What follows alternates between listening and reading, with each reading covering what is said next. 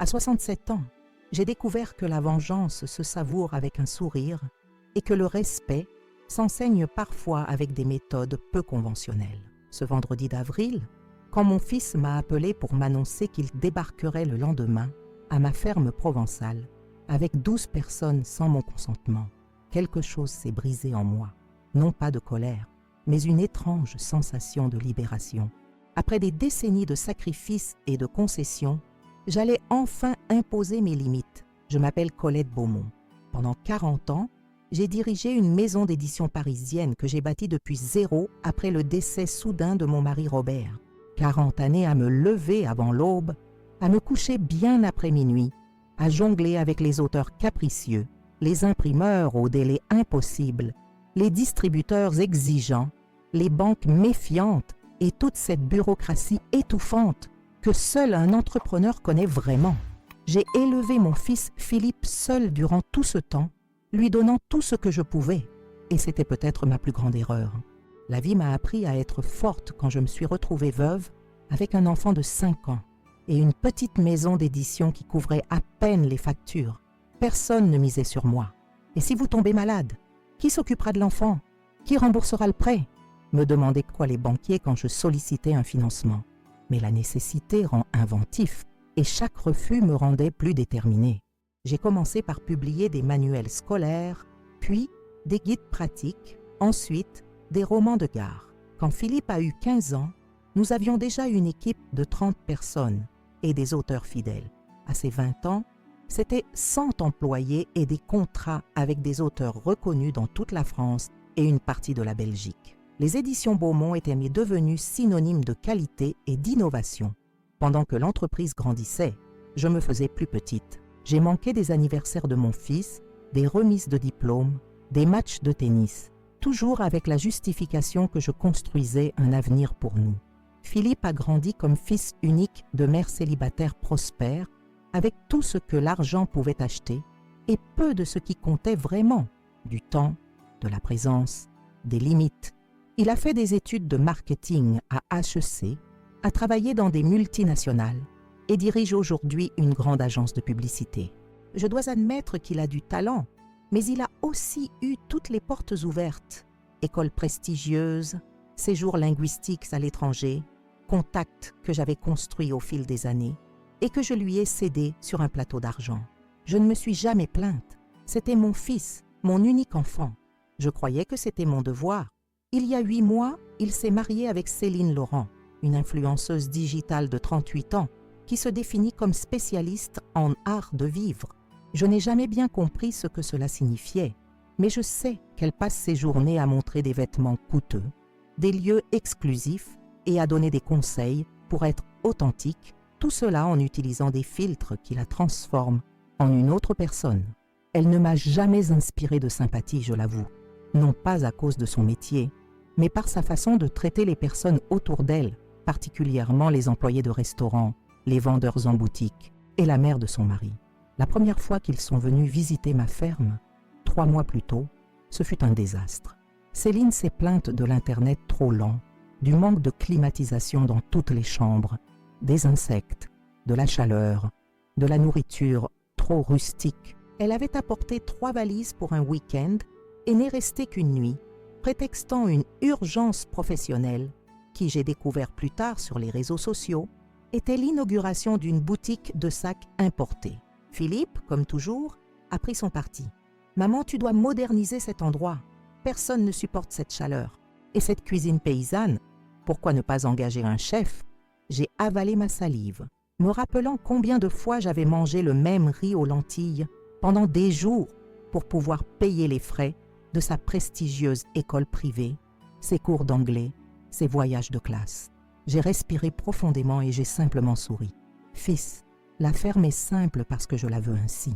C'est mon paradis. » Ils sont partis le dimanche après-midi et j'ai ressenti un soulagement si intense que je me suis surprise à pleurer sur la terrasse en les regardant s'éloigner. Ce n'était pas de la tristesse, c'était de la pure libération. Adeline m'a apporté un café et s'est assise à mes côtés. « Madame Colette, vous êtes trop gentille. Ce garçon ne valorise rien de ce que vous avez fait pour lui. Les matins au Clos des Lavandes ont un charme particulier. Le soleil n'est pas encore complètement levé, juste une lumière dorée qui commence à poindre derrière les alpilles qui entourent ma propriété.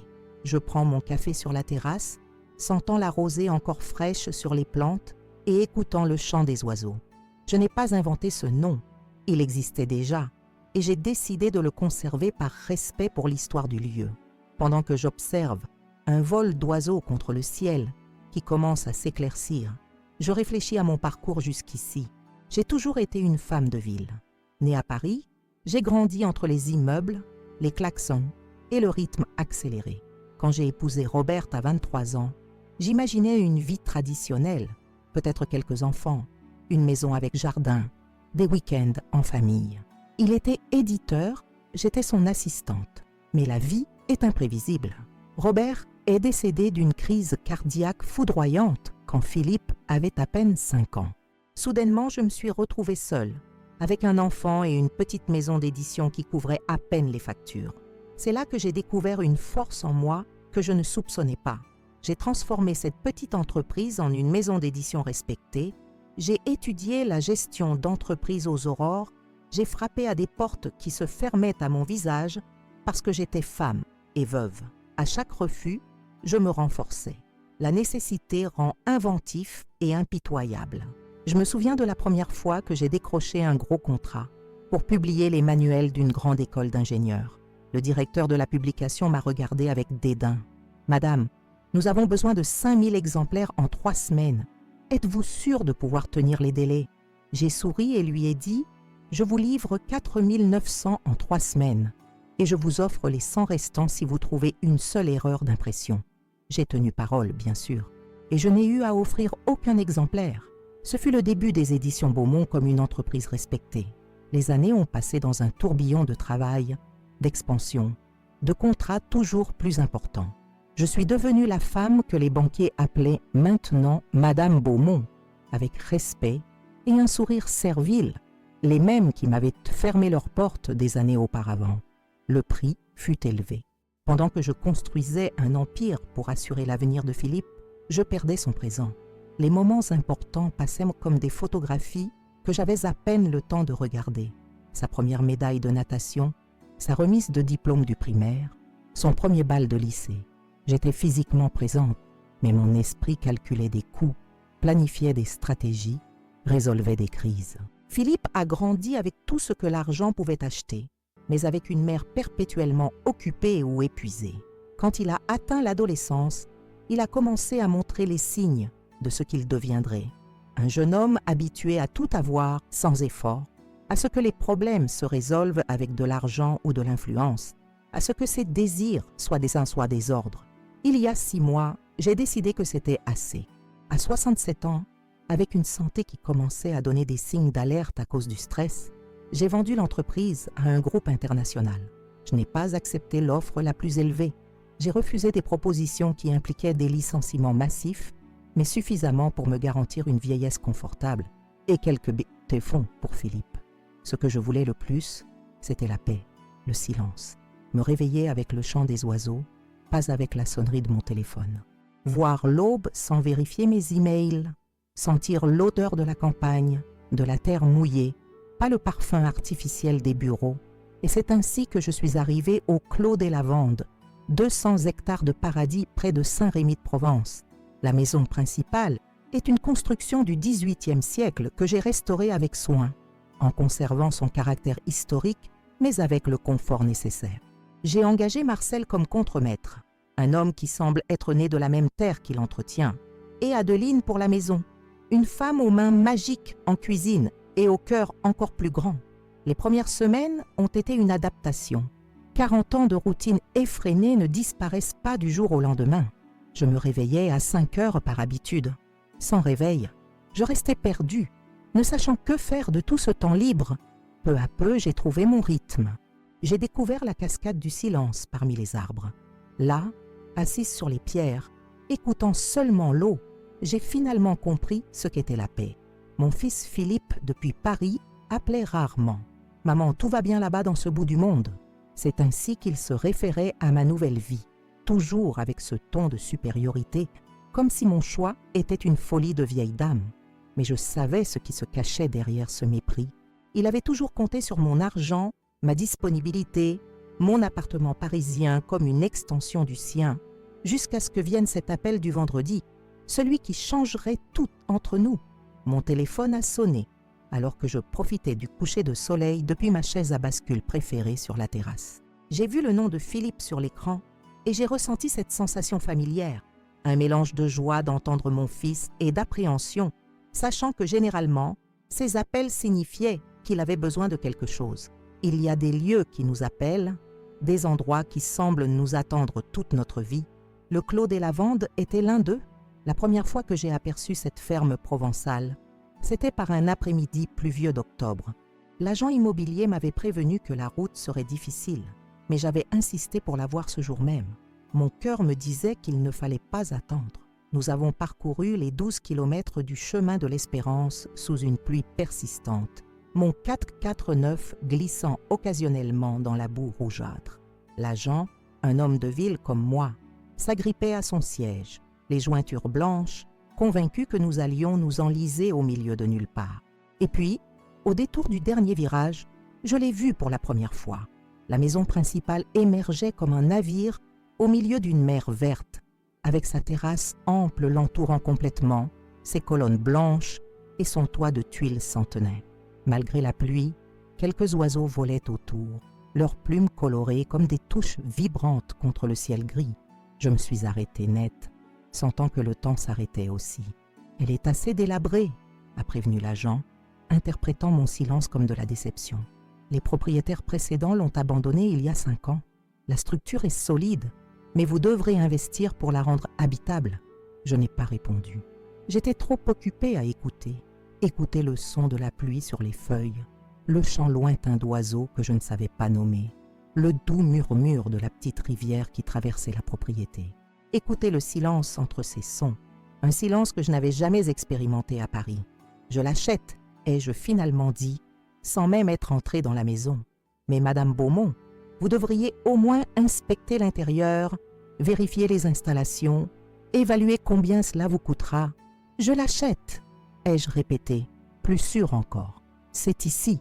Les 3 mois suivants ont été d'une intense activité. J'ai engagé des architectes, des restaurateurs, des artisans locaux. Je voulais rendre à la maison sa gloire d'antan, mais avec des touches modernes, là où c'était nécessaire. Les poutres en bois centenaires ont été traitées et conservées. Les sols en terre cuite d'origine, polis à la main.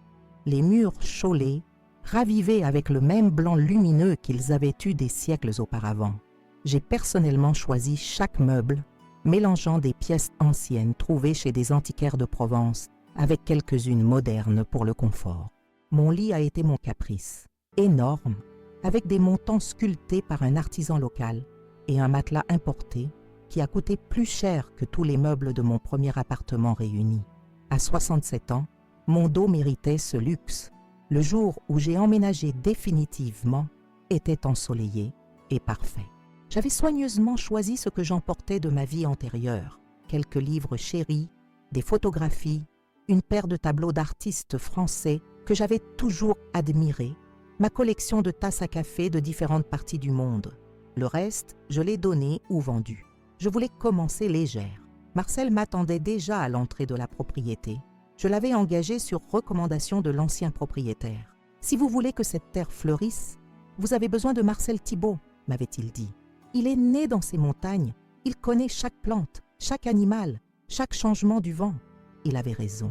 Marcel, avec son visage buriné par le soleil et ses mains rugueuses comme l'écorce des arbres, est rapidement devenu bien plus qu'un employé. C'était le gardien de la terre, le narrateur de ses histoires, l'interprète de ses secrets. Il m'a appris les noms des oiseaux, m'a montré où trouver des herbes médicinales, m'a raconté d'anciennes légendes sur les montagnes qui nous entouraient.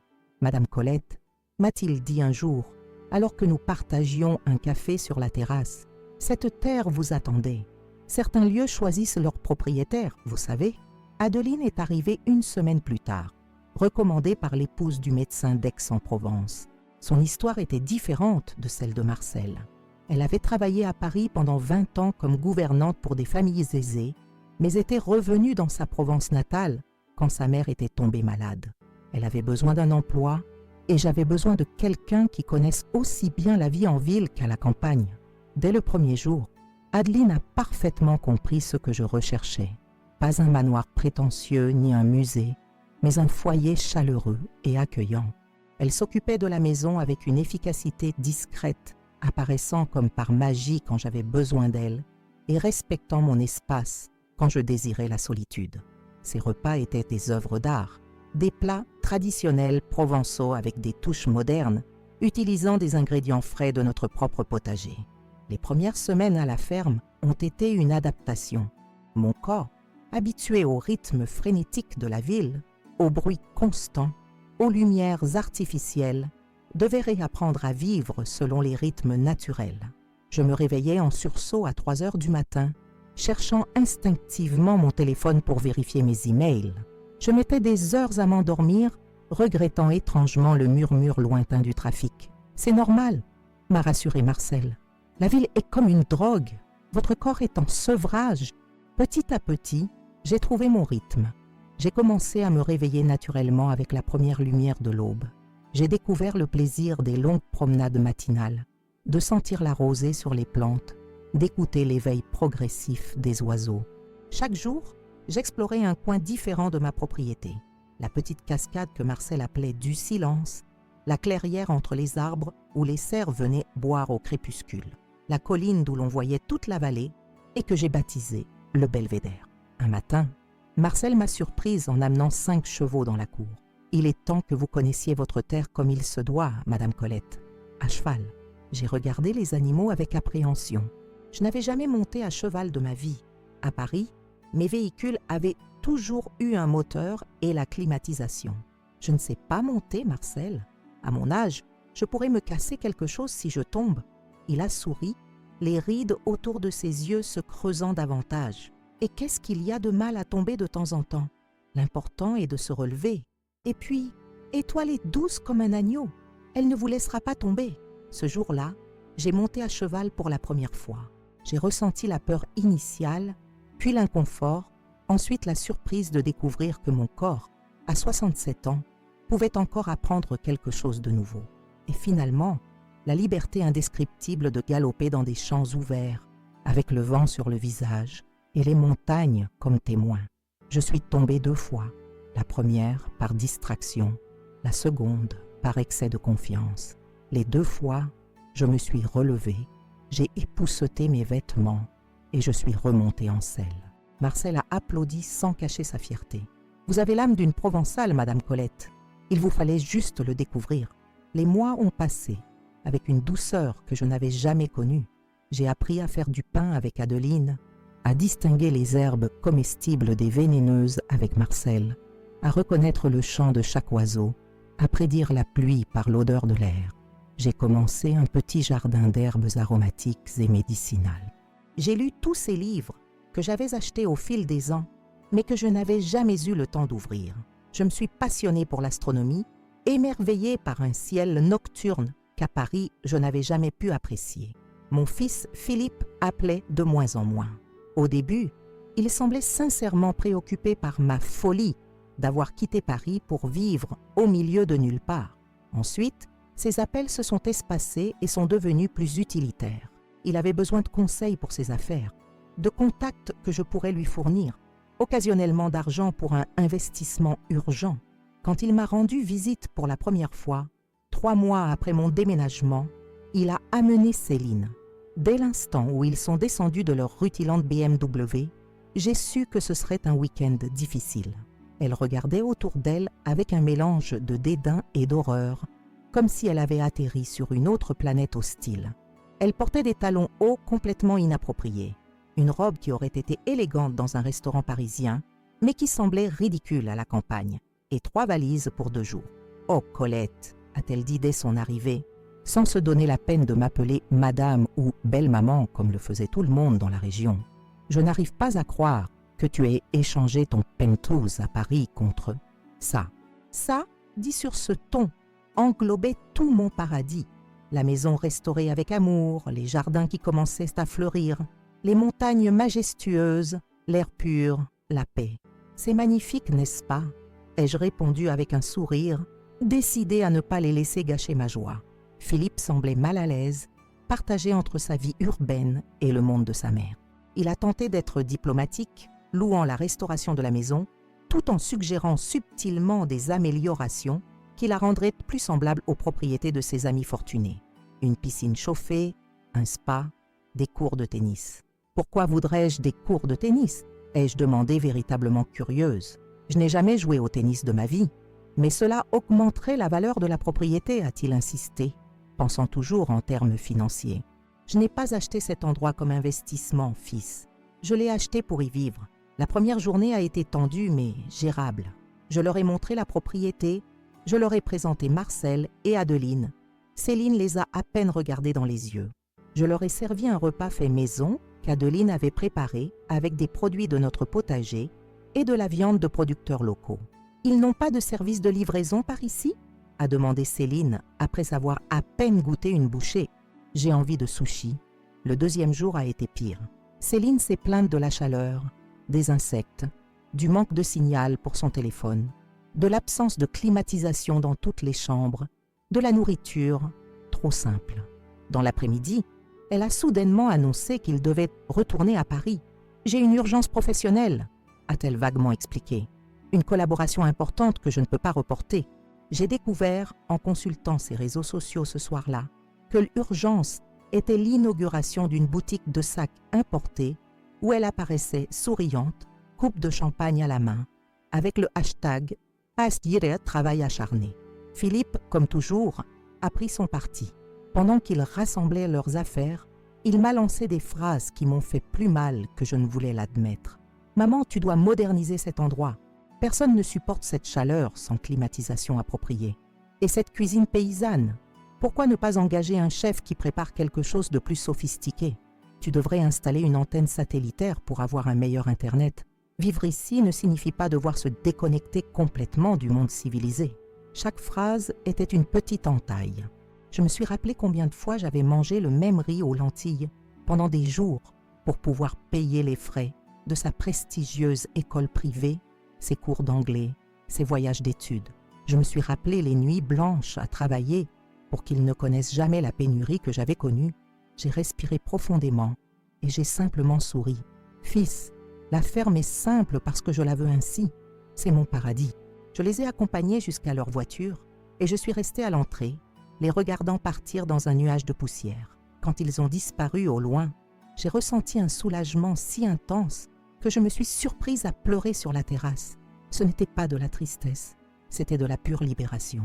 Adeline m'a apporté un café et s'est assise à mes côtés, dans un silence compréhensif. « Madame Colette, a-t-elle finalement dit, vous êtes trop gentille. Ce garçon ne valorise rien de ce que vous avez fait pour lui. C'est ma faute, Adeline, ai-je répondu, essuyant mes larmes.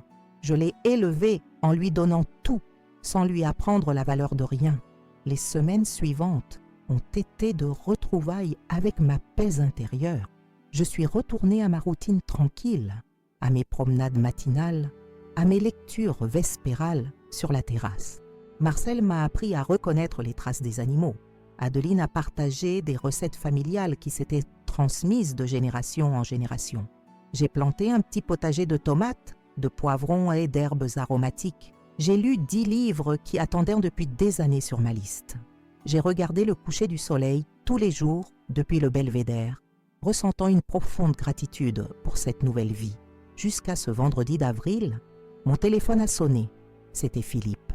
Son nom sur l'écran a provoqué ce mélange familier de joie et d'appréhension.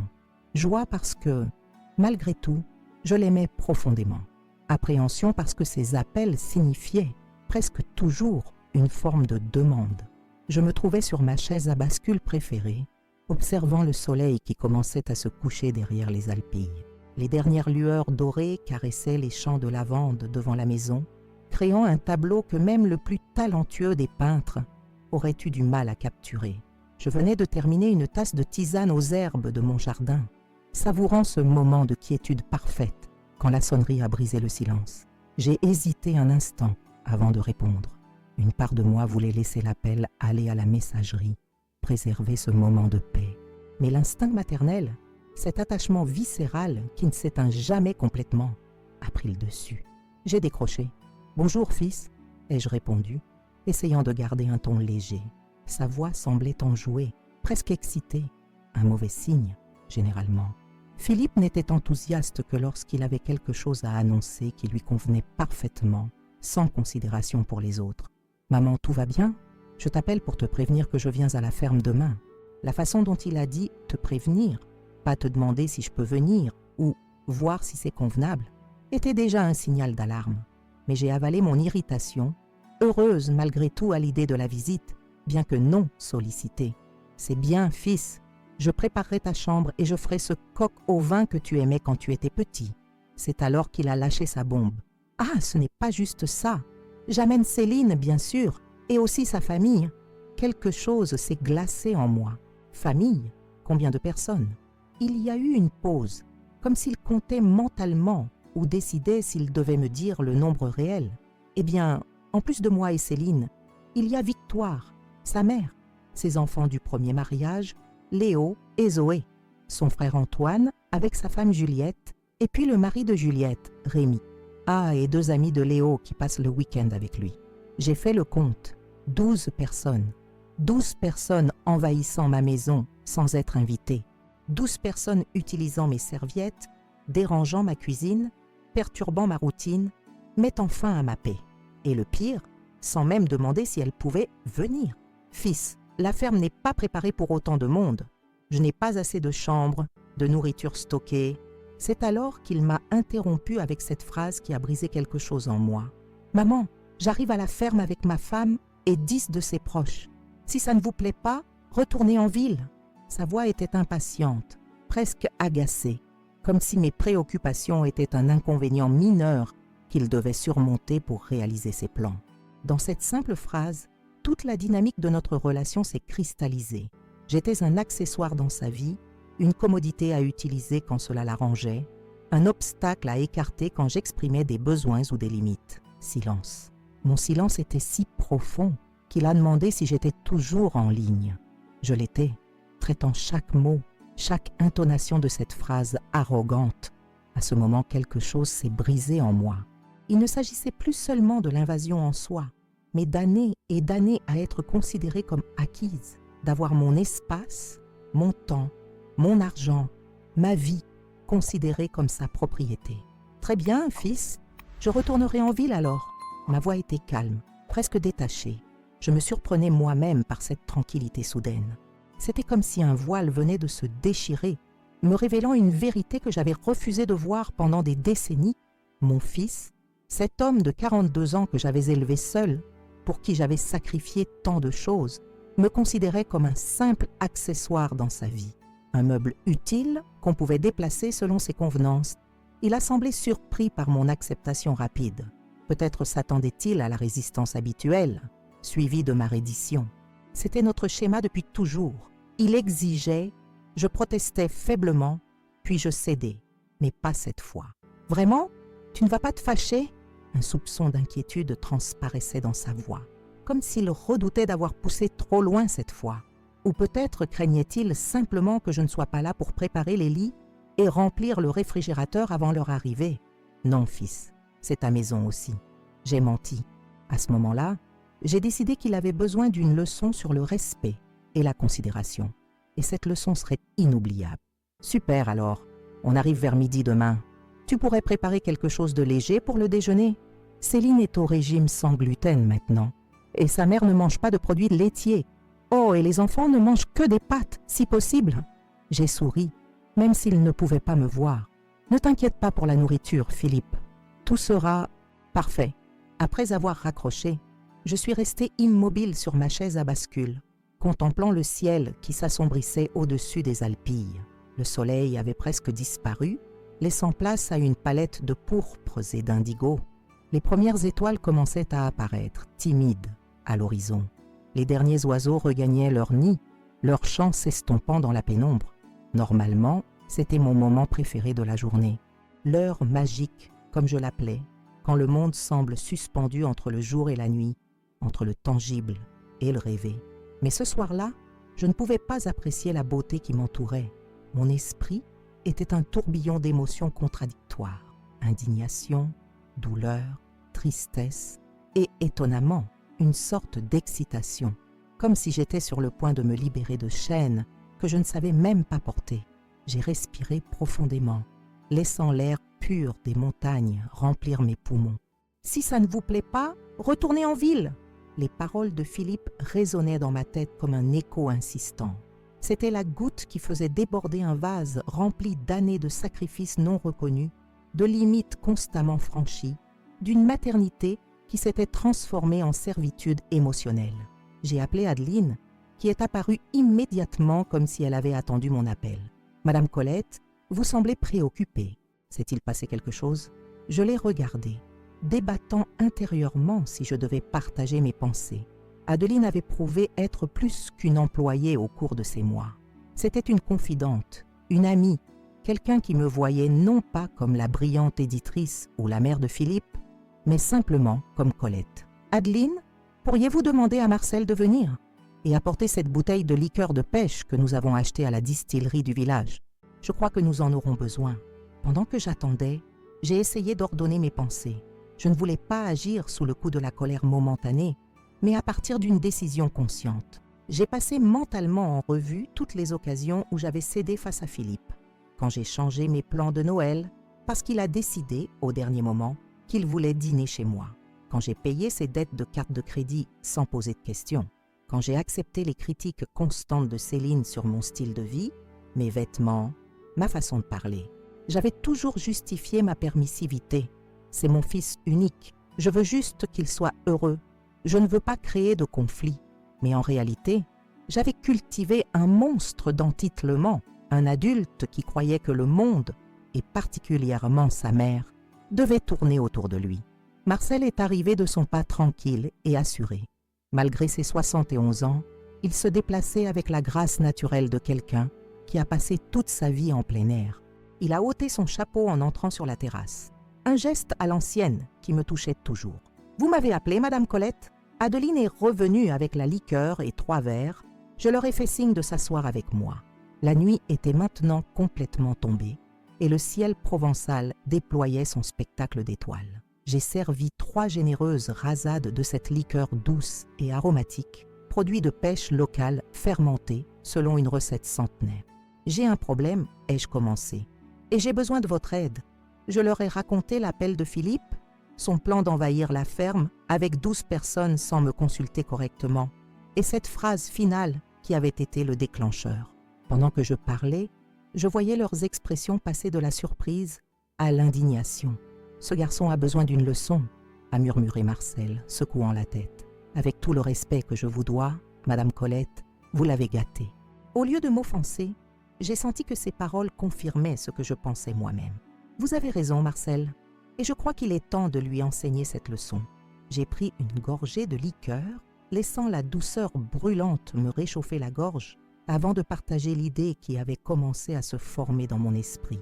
Une idée folle, irrévérencieuse, peut-être même un peu cruelle, mais qui semblait parfaitement juste à ce moment-là.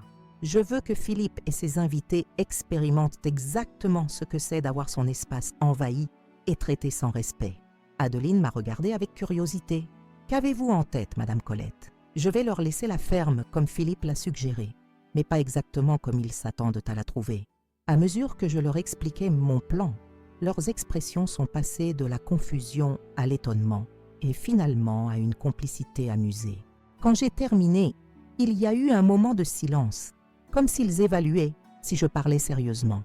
Les chevaux, dans la maison, Marcel a été le premier à parler, s'étranglant presque avec la liqueur. « Madame Colette, êtes-vous sûre ? » ?»« Absolument sûre, » ai-je répondu, ressentant une détermination que je n'avais pas éprouvée depuis mes jours les plus difficiles en tant qu'éditrice. Je veux que Philippe comprenne que ma maison n'est pas un hôtel qu'il peut réserver pour ses amis sans ma permission.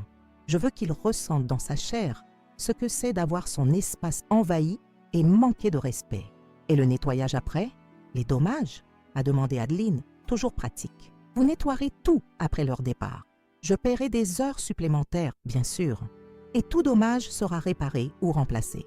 L'important est la leçon. Nous avons discuté des détails pendant plus d'1 heure. Chaque élément du plan a été soigneusement considéré. Quels chevaux entreraient dans la maison, les plus dociles? Comment on préparerait la piscine? Où on installerait la caméra? Le ton exact du message dans la note. Et le téléphone de l'entreprise de nettoyage? A demandé Marcel. Ce sera le vôtre, Adeline, ai-je répondu. Si Philippe appelle pour se renseigner sur le service, dites-lui que le prix est bien de 15 000 € et qu'ils ne peuvent intervenir que lundi. Adeline a ri, entrant dans l'esprit de la plaisanterie. Est-ce que je peux parler avec un accent différent? J'ai toujours voulu être actrice. Nous avons ri ensemble, ressentant cette complicité spéciale qui naît quand des personnes s'unissent dans une petite conspiration. Cette nuit-là, sous les étoiles de Provence, avec l'arôme doux de la liqueur de pêche flottant dans l'air, un pacte a été scellé entre nous trois. Merci beaucoup, leur ai-je dit avant de nous séparer. Je sais que cela va au-delà de vos fonctions normales. Merci de comprendre et de m'aider. Marcel, un homme de peu de mots, a simplement hoché respectueusement la tête. Madame Colette, vous avez toujours été juste avec nous. Et parfois un fils a besoin d'apprendre de la manière la plus difficile. Adeline a ajouté, ma mère disait souvent que l'amour sans limite n'est pas de l'amour, c'est de la négligence. Cette phrase a résonné dans ma tête tandis que je me préparais à dormir. Amour sans limite. N'était-ce pas exactement ce que j'avais fait avec Philippe? Lui donner tout, exiger peu en retour, accepter des comportements qui me blessaient profondément, juste pour ne pas créer de conflit. Le lendemain matin, je me suis réveillée aux premières lueurs de l'aube, avant même les coqs de la ferme. J'avais étonnamment bien dormi, comme si la décision prise avait libéré un poids de mes épaules. Je me sentais légère, presque espiègle, avec une énergie que je ne me souvenais pas avoir eue depuis des années. J'ai pris mon café sur la terrasse, observant comment la brume matinale couvrait la vallée comme un manteau doux. Les montagnes émergeaient lentement de cette brume, majestueuses et immuables. Les oiseaux commençaient leur symphonie matinale, leurs couleurs vives se détachant sur le vert du paysage. J'ai ressenti une étrange paix, comme si je faisais enfin quelque chose que j'aurais dû faire il y a longtemps. Ce n'était pas de la vengeance, me suis-je dit. C'était de l'éducation. C'était établir des limites qui auraient dû exister depuis des années. Adeline est apparue avec du pain fraîchement cuit et de la confiture maison de coin. Son sourire complice m'a indiqué qu'elle était aussi engagée dans le plan que moi. « Madame Colette, j'ai parlé avec Marcel. Il prépare déjà les chevaux. »« Parfait, Adeline. Commençons alors. » Les préparatifs suivants ont été comme une étrange chorégraphie. D'abord, nous avons méticuleusement démonté tous les lits, empilant les matelas au centre de chaque chambre. Nous avons retiré les draps propres, ne laissant que les protège-matelas. Nous avons enlevé les serviettes des salles de bain, n'en laissant qu'une dans chacune, les plus vieilles et décolorées que nous avons trouvées. Nous avons déconnecté le Wi-Fi, cachant le routeur dans ma chambre qui serait fermé à clé. Maintenant, la touche de maître, ai-je dit à Adeline, qui me regardait avec un mélange d'admiration et d'amusement. Nous nous sommes dirigés vers la piscine, une structure moderne que j'avais fait construire avec vue sur la vallée. Nous avons déconnecté le système de filtration et jeté des feuilles sèches, de la terre et un peu de colorant naturel que Marcel utilisait pour teindre le cuir. L'eau cristalline s'est rapidement transformée en une teinte marron verdâtre peu invitante. Pendant ce temps, Marcel est arrivé avec 5 chevaux. Tonnerre, un étalon noir au port majestueux, Étoile, une jument blanche au tempérament docile, Mistral, un cheval gris avec des taches plus foncées, Cannelle, une jument couleur caramel, et Fripon, le plus jeune et joueur du groupe. « Êtes-vous sûre de cela, Madame Colette ?» a demandé à nouveau Marcel, se grattant la tête grisonnante avec une expression à la fois amusée et préoccupée. « Tout à fait sûre, Marcel. Il est temps que mon fils apprenne quelques leçons que je ne lui ai pas enseignées quand je le devais. » Nous avons alors commencé à guider les chevaux vers l'intérieur de la maison principale. La première à entrer a été Étoile, avec sa robe blanche immaculée. Elle a hésité à l'entrée, ne comprenant pas ce que nous voulions, mais avec des carottes et des pommes, nous l'avons bientôt convaincue d'entrer. Les autres ont suivi avec moins de résistance. Les animaux étaient inquiets au début, pas habitués au plancher de bois qui faisait des bruits étranges sous leurs sabots. Adeline répandait du foin dans les coins pour qu'ils se sentent plus à l'aise. Peu à peu, ils se sont détendus et ont commencé à explorer le nouvel environnement. J'ai observé fasciné comment Tonnerre, initialement le plus réticent, commençait à se déplacer avec curiosité dans le salon principal, reniflant les meubles, les rideaux, tout ce qu'il trouvait sur son passage. Fripon, le plus jeune, avait déjà renversé un vase de fleurs et mâchonnait joyeusement les marguerites. Mistral, le plus grand, a laissé un cadeau malodorant juste sur mon tapis persan préféré. Au lieu d'être irritée, j'ai ri fort. Adeline m'a regardée comme si j'avais perdu la raison. « Madame Colette, êtes-vous vraiment d'accord avec cela ?» Adeline, ce tapis a coûté 15 000 €. Philippe le sait parce qu'il s'est plaint quand je l'ai acheté, disant que c'était un gaspillage d'argent. Maintenant, il verra le vrai gaspillage, le manque de respect pour l'espace d'autrui. Nous avons continué les préparatifs. Nous avons éparpillé du vieux linge de lit dans les coins, comme s'il avait été utilisé et abandonné. Nous avons laissé des assiettes sales dans l'évier, de la nourriture avariée dans le réfrigérateur. Nous avons réglé les lumières de la maison sur un schéma irrégulier, certaines fonctionnant, d'autres non. À midi, notre travail était presque terminé. La maison principale, auparavant impeccable, semblait maintenant avoir été abandonnée à la hâte et occupée par des envahisseurs sauvages. Les chevaux se promenaient librement, laissant des souvenirs partout où ils passaient. L'odeur n'était plus des plus agréables. C'est alors que j'ai eu l'idée finale. J'ai demandé à Marcel d'installer une petite caméra de sécurité cachée dans la lampe ancienne qui pendait du plafond du salon. C'était une caméra que j'avais achetée pour surveiller l'entrée de la propriété, mais que je n'avais jamais installée. Il a fait l'installation et l'a configurée pour transmettre directement sur ma tablette. Maintenant, il ne manque plus que le message, ai-je dit à Adeline, qui a bientôt apporté du papier et un stylo. Je me suis assise sur la terrasse arrière, le seul endroit encore intact, et j'ai soigneusement réfléchi à ce que j'écrirais. Je ne voulais pas être cruelle, juste donner une leçon. Après plusieurs tentatives, j'ai rédigé « Cher fils, comme tu m'as appris que la famille doit s'entraider, j'ai pensé que vous pourriez collaborer à l'entretien de la ferme. Le coût du nettoyage est de 15 000 €. Si vous souhaitez engager le service, le numéro est ci-dessous, où vous pouvez économiser et nettoyer vous-même. Les outils sont dans la grange. Avec amour, maman. PS. Je serai injoignable pendant 2 semaines dans une retraite de méditation. Profitez de votre séjour. » En dessous, j'ai écrit le numéro du portable d'Adeline, qui a accepté de répondre comme si elle était de l'entreprise Nettoyage Express. J'ai placé la note dans une enveloppe et je l'ai laissée sur la table basse du salon, entre 2 souvenirs frais de Tonnerre et Mistral. Il était presque 13 heures quand nous terminâmes notre travail.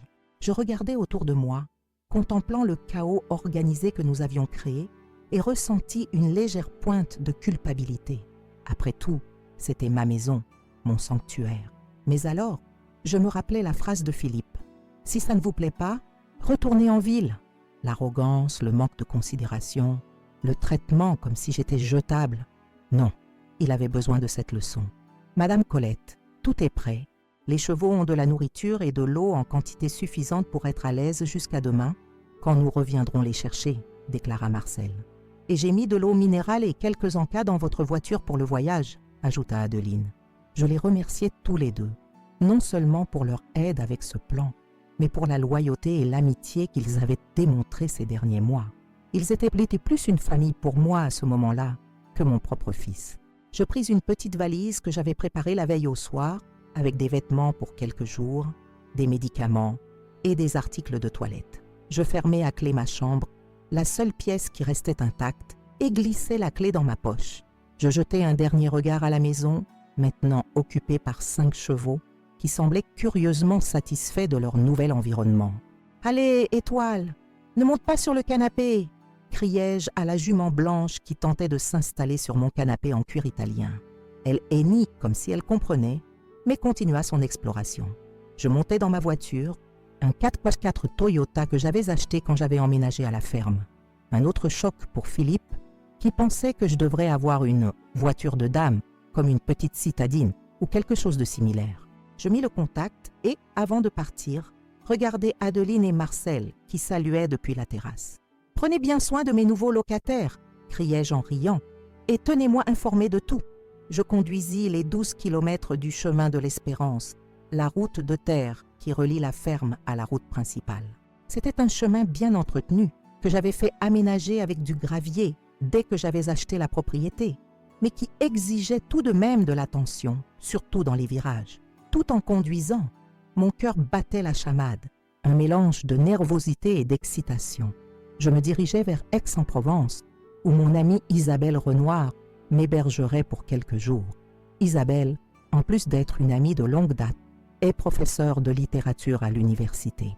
Elle connaît bien l'histoire avec Philippe, et quand je l'ai appelée la veille au soir pour lui expliquer mon plan, elle a ri si fort qu'elle a failli s'étouffer. « Colette, tu as toujours été dure en affaires, mais je n'aurais jamais imaginé que tu ferais quelque chose comme ça à ton propre fils, dit-elle entre deux éclats de rire. Parfois, l'amour doit aussi être dur, Isabelle. Et c'est précisément parce que je l'aime que je ne peux pas lui permettre de continuer ainsi, traitant les gens comme des objets à sa disposition. Le trajet jusqu'à Aix dura environ 1h30. Je passais le temps à me remémorer des moments de l'enfance de Philippe, quand il était un garçon doux qui dessinait des cartes pour la fête des mères, quand il m'attendait éveillé même tard dans la nuit pour me donner un baiser avant de dormir, quand il a pleuré sur mon épaule en recevant son premier rejet d'une fille à 13 ans. Où m'étais-je trompée? À quel moment s'est-il transformé en cet adulte égocentrique qui traite sa propre mère comme une commodité? Peut-être était-ce quand j'ai commencé à compenser mon absence par des cadeaux coûteux, ou quand je résolvais tous ces problèmes avec de l'argent ou de l'influence, au lieu de le laisser affronter les conséquences de ses actes. Peut-être quand je n'ai pas établi de limites claires, par peur de perdre son amour, puisque nous passions si peu de temps ensemble. Ces réflexions m'accompagnèrent jusqu'à l'entrée d'Aix-en-Provence. La circulation était fluide. C'était un avantage d'être samedi. J'avais oublié à quel point cette ville était belle, avec ses façades couleur miel et ses fontaines élégantes. Après quelques minutes à naviguer dans les rues étroites du centre historique, je pris mon téléphone et l'éteignis. Je ne voulais pas être localisable quand Philippe découvrirait la surprise. J'arrivai à l'appartement d'Isabelle vers 15 heures. Elle vit dans un spacieux 3 pièces dans le quartier Mazarin, avec un petit balcon donnant sur une cour intérieure pleine de verdure. Cette touche de nature en pleine ville me rappelait un peu la terrasse de ma ferme. C'est peut-être pour cela que je me suis toujours sentie si à l'aise chez elle. « Bienvenue, conspiratrice !» plaisanta-t-elle en m'accueillant avec une accolade chaleureuse. « Tu veux un verre pour célébrer ta rébellion tardive ?» J'acceptai un verre de vin rosé et nous nous installâmes sur le balcon. Le soleil commençait à décliner, peignant le ciel de la ville avec des tons orangés entre les immeubles. Ce n'était pas la vue du belvédère, mais elle avait son charme urbain. « Alors, à quelle heure arrive le cortège royal à la ferme ?» demanda Isabelle, servant plus de vin. Philippe a dit qu'il partirait tôt de Paris. Vu les arrêts qu'ils feront probablement en chemin, il devrait arriver vers 16 ou 17 heures. Je regardais ma montre. 15h20. En théorie, il devrait déjà être en train d'arriver. Comme pour répondre à mes pensées, ma tablette émit une alerte. C'était la caméra de sécurité, détectant un mouvement à l'entrée de la ferme. Isabelle et moi nous penchâmes anxieusement vers l'écran.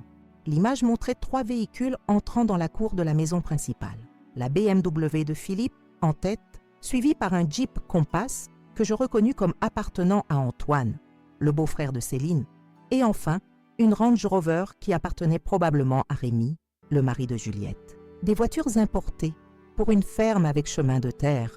Ça commence bien le bon sens, commenta Isabelle ironiquement.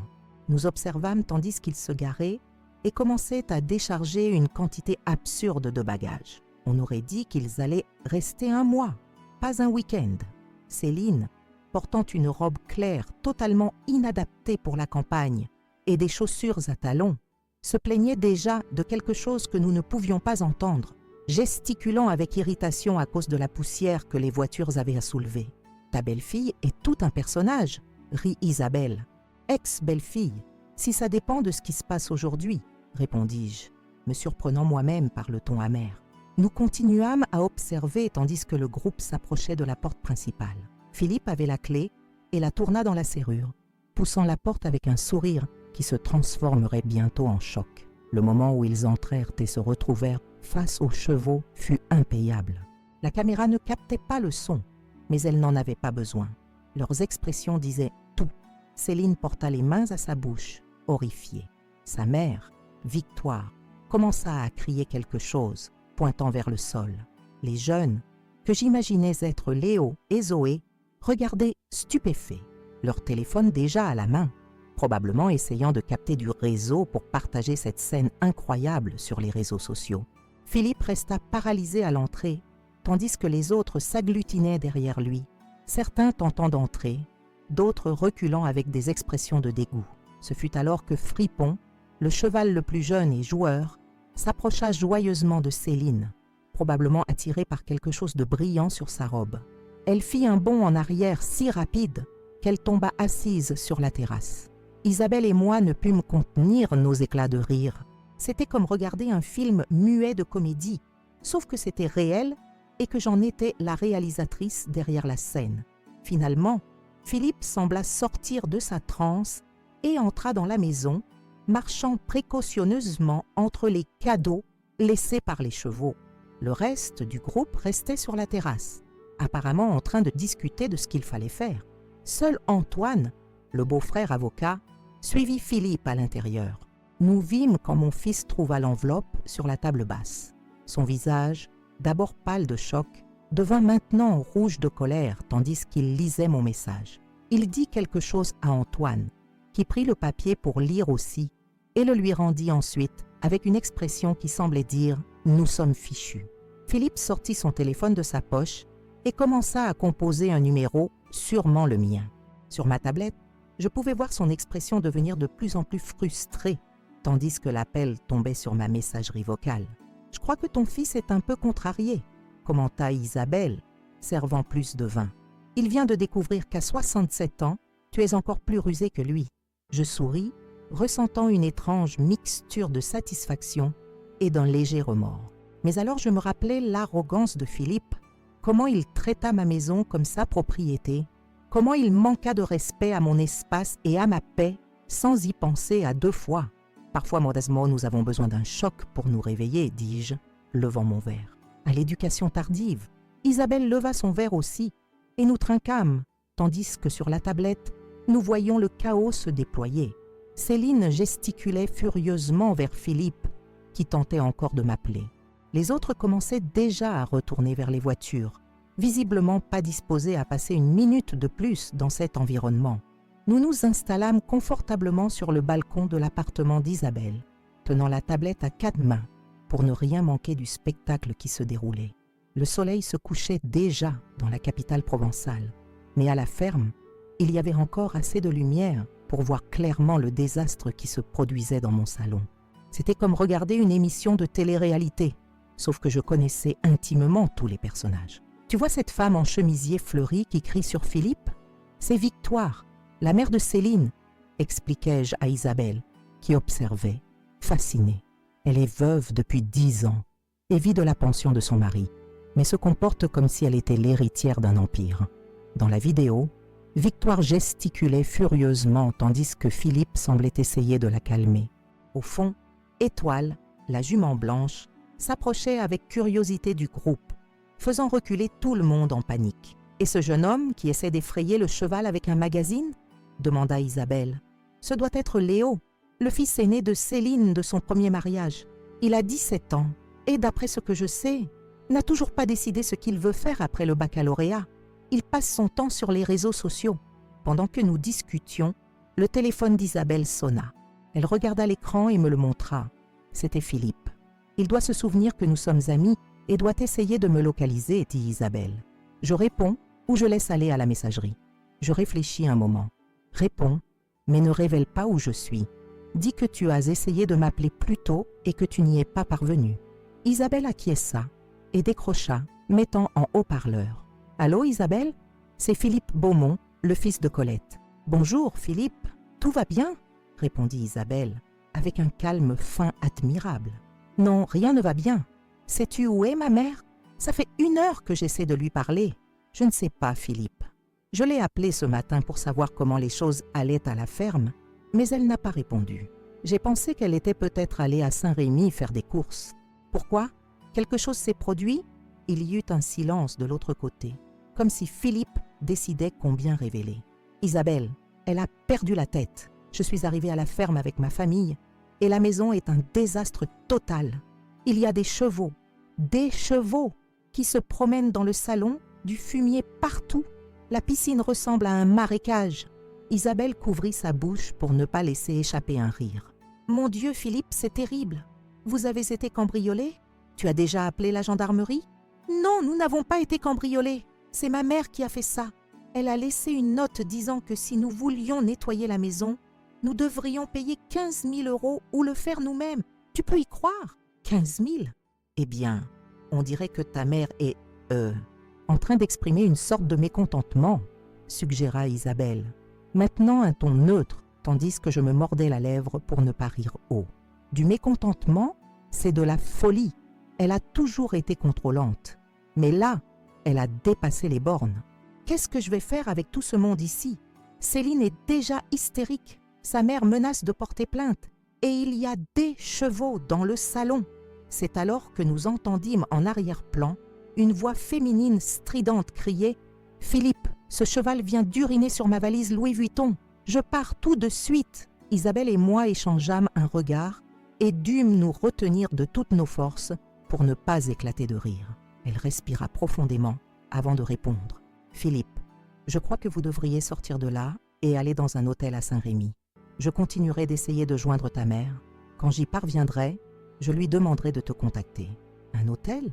Dans ce trou perdu? Isabelle, tu ne comprends pas la gravité de la situation. C'est du terrorisme domestique. Calme-toi, Philippe. Je suis sûre qu'il y a une explication raisonnable. Ta mère a toujours été une personne équilibrée. Il a dû se passer quelque chose qui... Oui, il s'est passé quelque chose. Elle a vieilli et est devenue folle.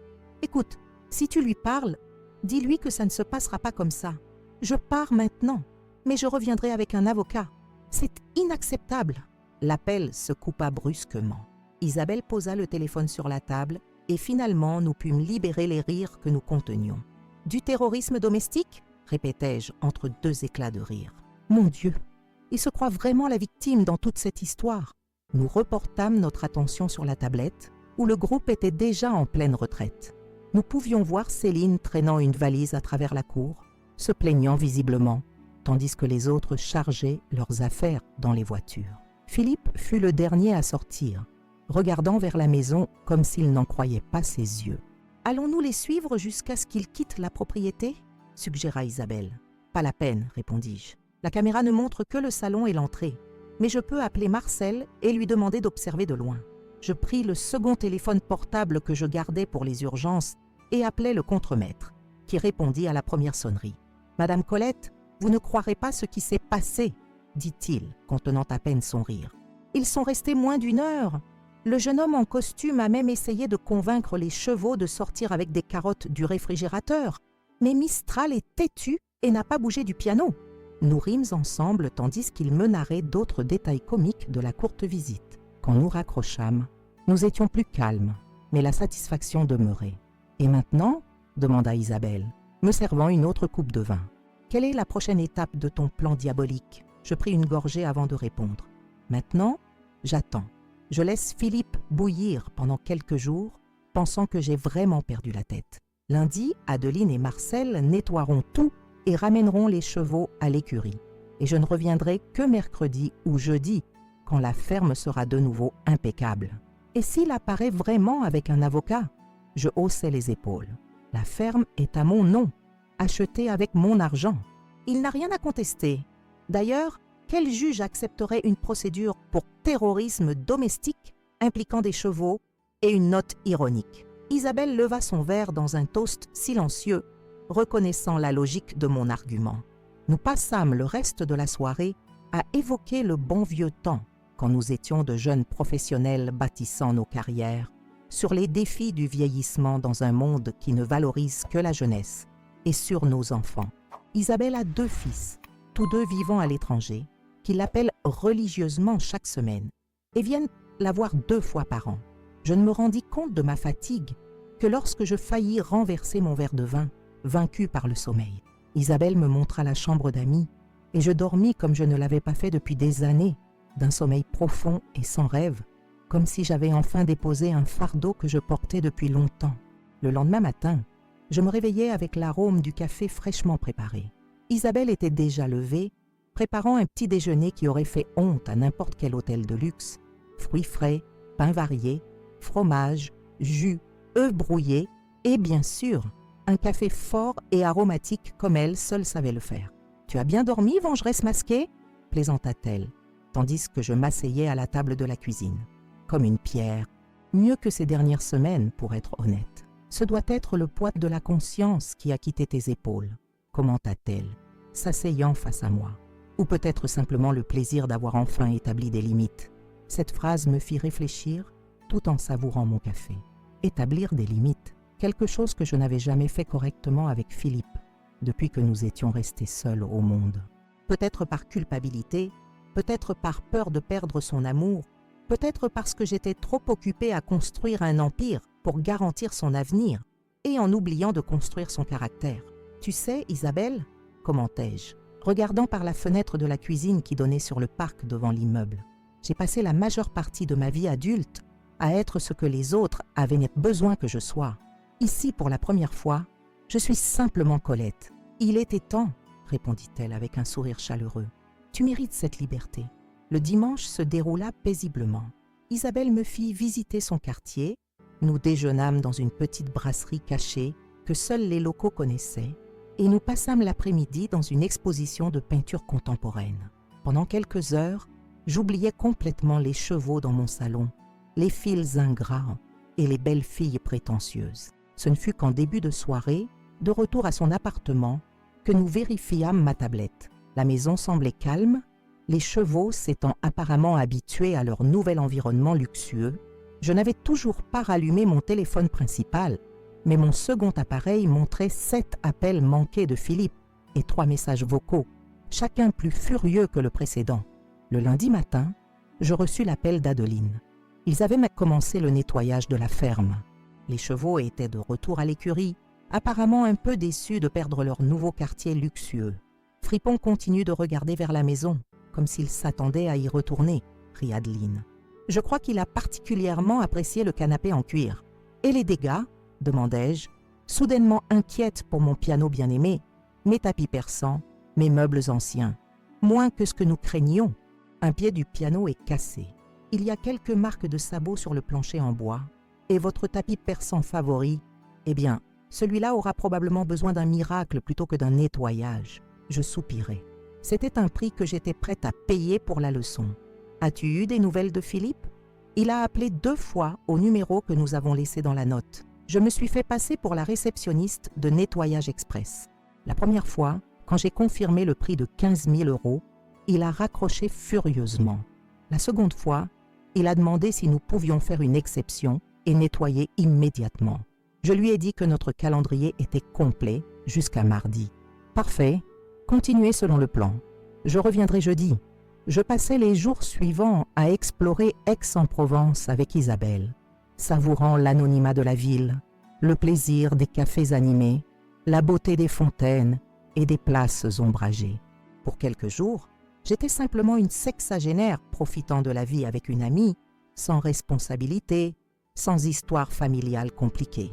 Le mercredi, je décidai qu'il était temps de répondre à mon fils. J'allumai mon téléphone principal pour découvrir 23 appels manqués et une douzaine de messages, allant de la fureur à la préoccupation feinte, puis de nouveau à la colère. Je lui envoyai un message simple. « Je vais bien, je rentrerai à la ferme demain. Si tu veux parler, nous pouvons nous y retrouver. » Seule, sa réponse fut immédiate. « J'y serai à 17 h. » Le jeudi se leva avec un ciel dégagé, parfait pour mon retour au Clos des Lavandes. Je fis mes adieux à Isabelle avec une longue accolade, la remerciant non seulement pour son hospitalité, mais pour avoir été complice dans ma petite révolution. « Appelle-moi après pour me raconter comment s'est passée la conversation avec Philippe, » me demanda-t-elle, tandis que je chargeais ma valise dans la voiture. « Et rappelle-toi, quoi qu'il arrive, tu as fait ce qu'il fallait. Établir des limites n'est jamais facile, mais c'est nécessaire. » Le trajet de retour en Provence fut tranquille. À mesure que je m'éloignais d'Aix, je sentais la tension quitter mon corps. Les immeubles cédaient la place à des champs ouverts, l'air devenait plus pur, le ciel plus vaste. Je fis une halte à Saint-Rémy pour acheter quelques provisions et continuai vers le chemin de l'Espérance. Quand les premières silhouettes des montagnes apparurent à l'horizon, je sus que j'arrivais chez moi. L'émotion me prit par surprise.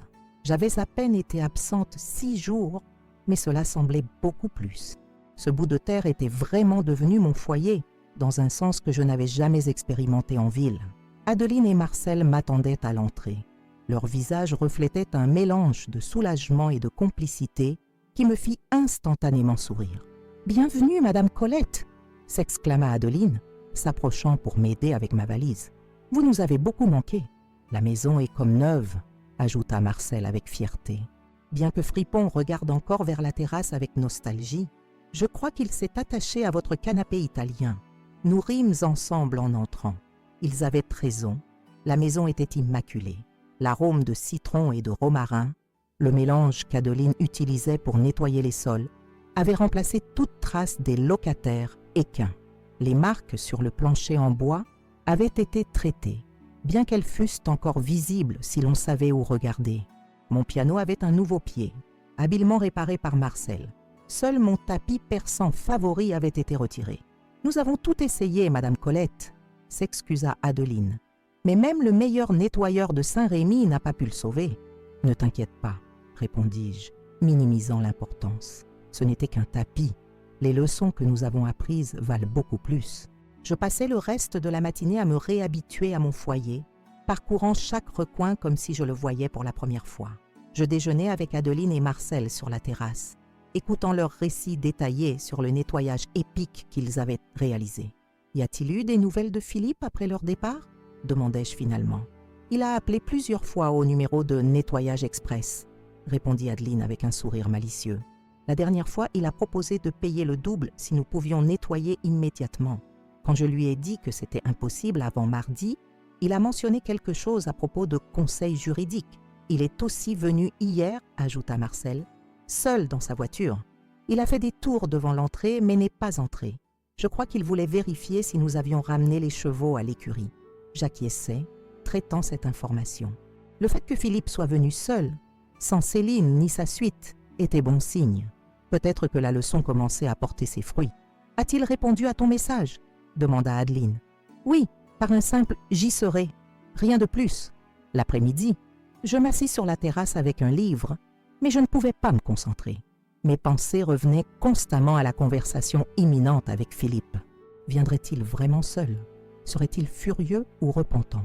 Aurait-il compris le message derrière mon action extrême ou la verrait-il simplement comme la folie d'une mère vieillissante? Vers 17 heures, le son inconfondable d'un moteur puissant brisa la paix de l'après-midi.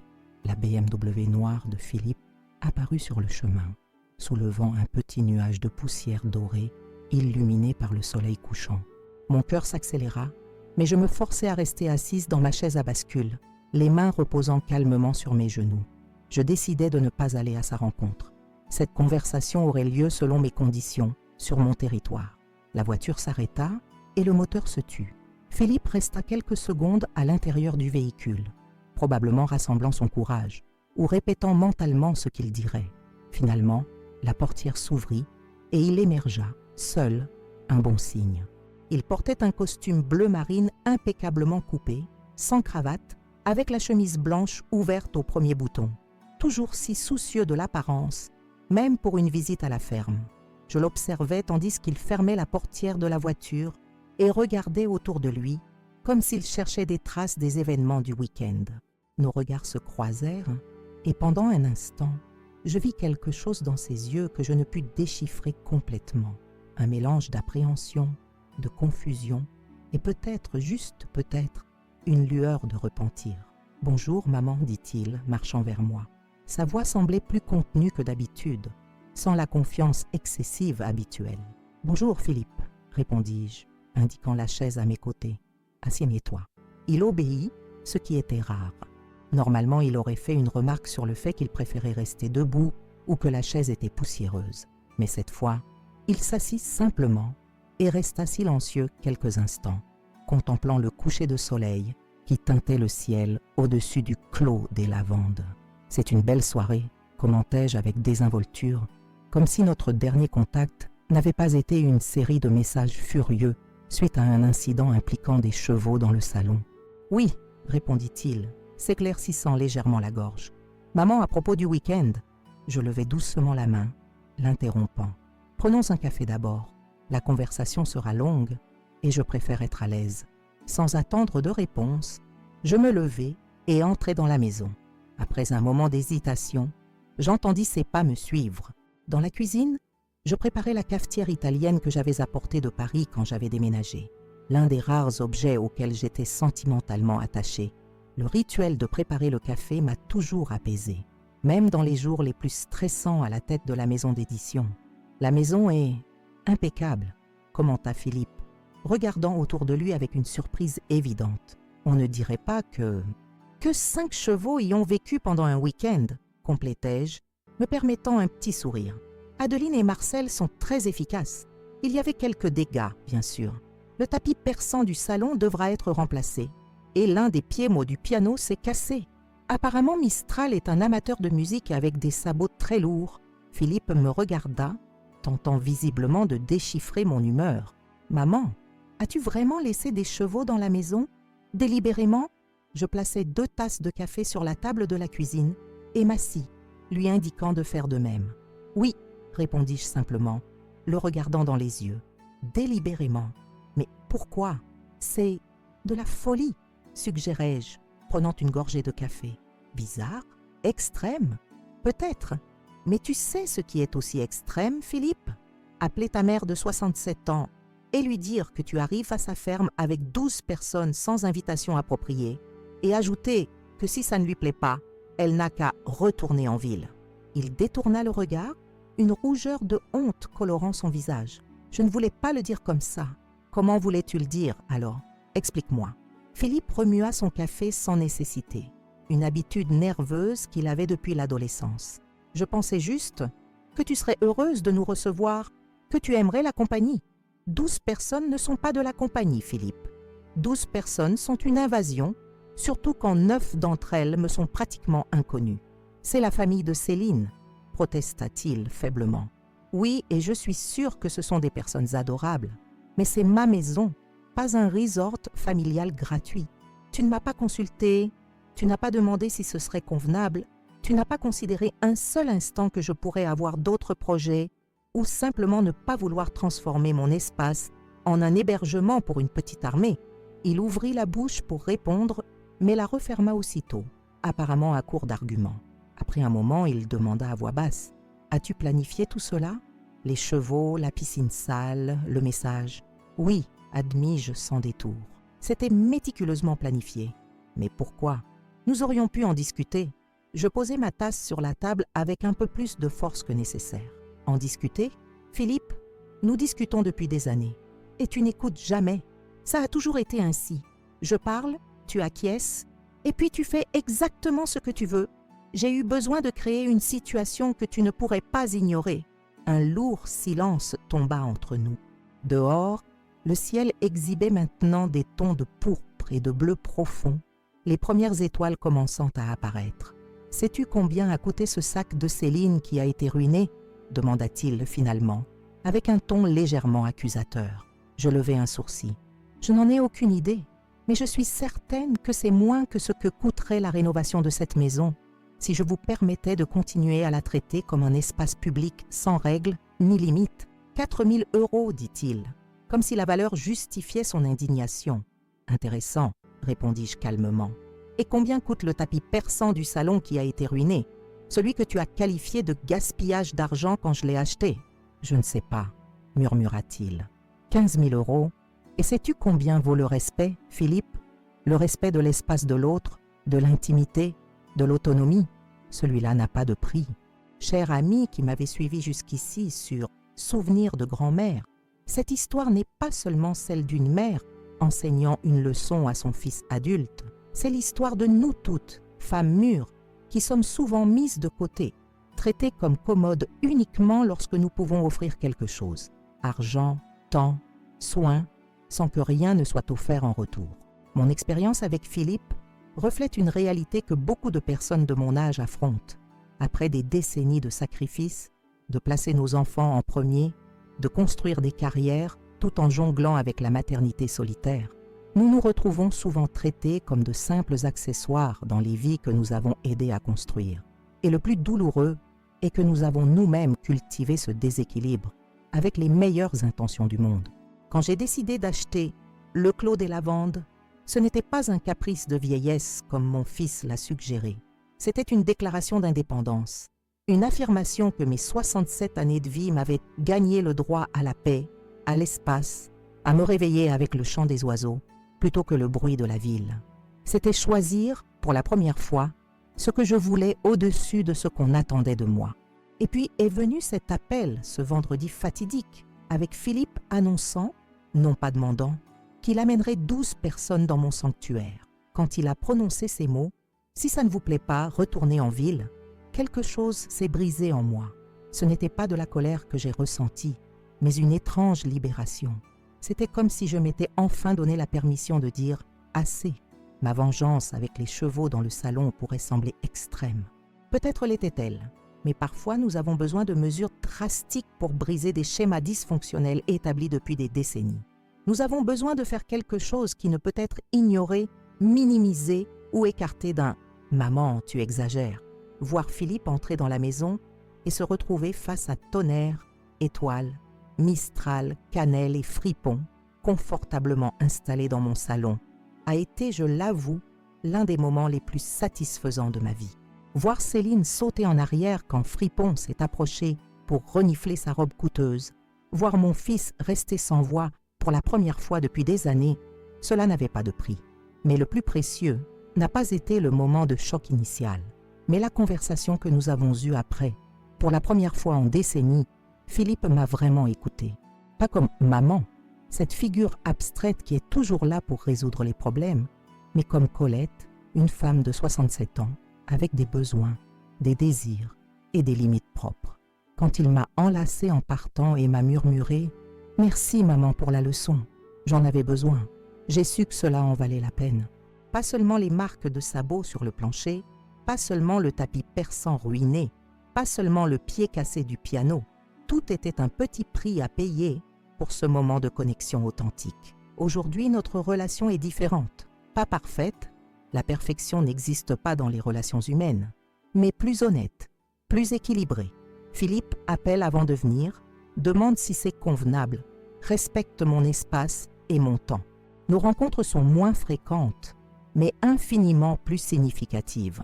Et Céline, disons qu'elle n'est pas revenue à la ferme depuis. Et sincèrement, elle ne me manque pas. Ma maison est tranquille, mon temps m'appartient, je peux me réveiller et me coucher quand je veux, manger ce que je désire, lire mes livres en paix. Les chevaux sont heureux dans leur écurie, bien que Fripon regarde parfois avec nostalgie vers la porte de la maison, comme s'il regrettait le canapé en cuir italien. Cette expérience m'a enseigné qu'il n'est jamais trop tard pour établir des limites, pour exiger le respect, pour réorganiser les relations. À 67 ans, j'ai découvert une force intérieure que j'avais toujours eue, mais que j'avais oubliée pendant des années de complaisance et d'abnégation. J'ai découvert que je suis plus qu'une mère, plus qu'une ex-éditrice, plus que la veuve de Robert. Je suis Colette Beaumont, une femme complète et complexe avec le droit de vivre selon mes propres termes. Si vous avez tiré quelque chose de cette histoire, j'aimerais vous demander 3 actions qui signifieraient beaucoup pour moi. Premièrement, abonnez-vous à Souvenirs de grand-mère. C'est gratuit et cela représente le monde pour moi. Le bouton rouge est juste en dessous. Chaque nouvel abonné me rappelle que nos histoires, celles des femmes mûres, ont de la valeur et méritent d'être entendues. Deuxièmement, laissez un « j'aime » à cette vidéo. Cela aide plus de personnes à découvrir notre communauté, à trouver nos histoires, à se sentir moins seuls dans leur propre lutte quotidienne. Un simple clic pour vous, mais un grand pas pour la visibilité de nos expériences de vie. Et troisièmement, c'est peut-être le plus important, partagez votre opinion dans les commentaires. Qu'auriez-vous fait à ma place?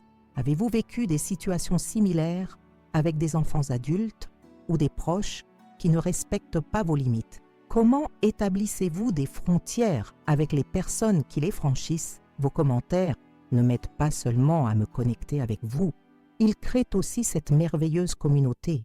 où nous pouvons partager nos expériences et apprendre les uns des autres. Chaque commentaire est lu par moi et beaucoup d'entre eux deviennent l'inspiration pour de nouvelles vidéos. Si cette histoire a vraiment signifié quelque chose pour vous, j'aimerais vous demander de considérer un geste supplémentaire.